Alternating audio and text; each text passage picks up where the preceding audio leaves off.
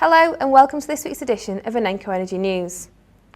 A recent report from consultants KPMG suggests that whilst wind power is dominating current activity, the big utility firms see biomass projects as the next big area for investment.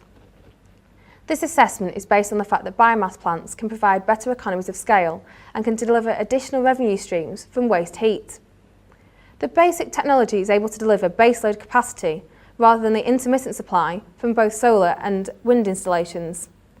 This makes it more attractive to integrate into the large-scale power system.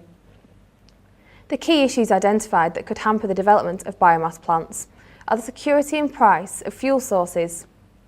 In the UK, without importing fuel, biomass could only have a realistic potential of around 5 gigawatts of total capacity.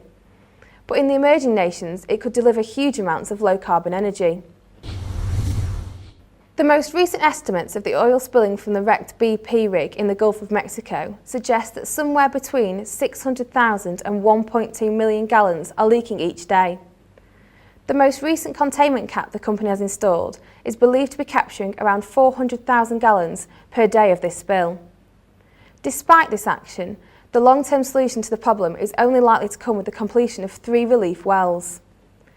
Each passing day sees the expected value of the US government's claim against BP increase. With direct cleanup costs now expected to reach $1.25 billion, the US administration is reported to be seeking over $4,000 of compensation for each barrel of oil spilt.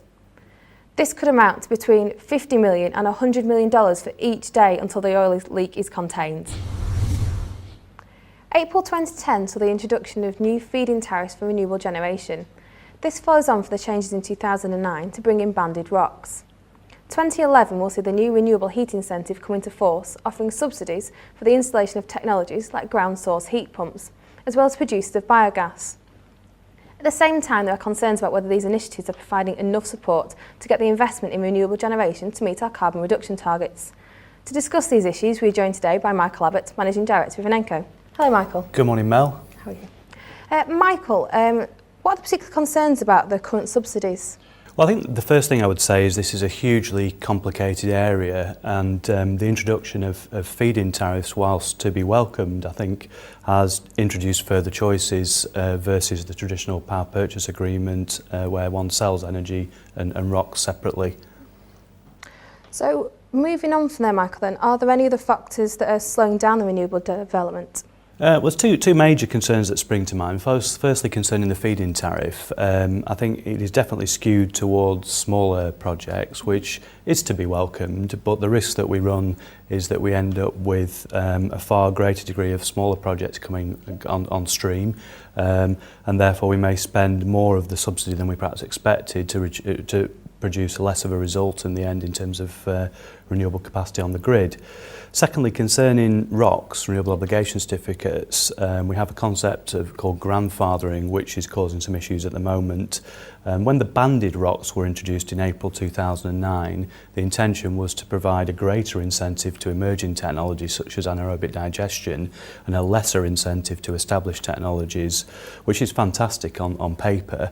But the problem we have at the moment is the legislation is unclear as to will these greater level of incentives last for the full life of the projects, or will a project developer find a hole 5 or 10 years down the line when the legislation has changed?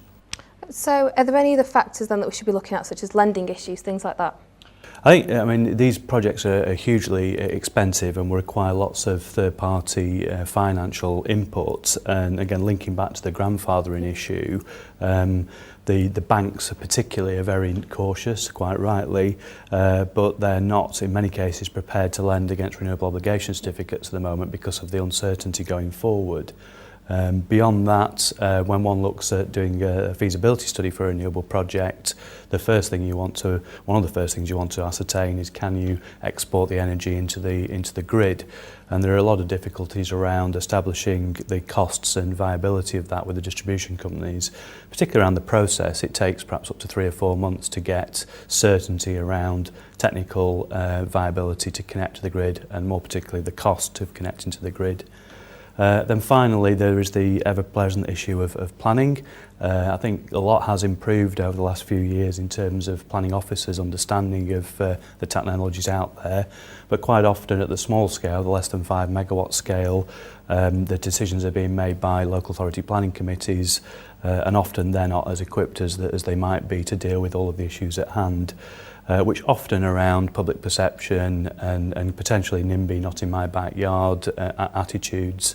And I think we need to focus on getting a lot more accurate information out there so people can make informed decisions based on fact.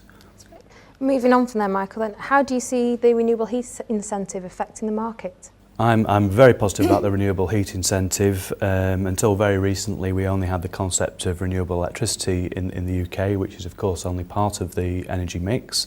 The renewable heat incentive, which comes in from next April, introduces the concept of both renewable heat, as the name suggests, but also renewable gas. There is a consultation ongoing at the moment, a government consultation to determine the final shape of the subsidy, and certainly one area we would call for more work to be done is on the issue of waste heat from combined heat and power plants, which at the moment will not attract subsidy under renewable heat incentive, and we feel that's a hole in the legislation. That's great. Well, I'd like to thank Michael for his time. That's actually all we have time for this week. Thanks very much. Goodbye.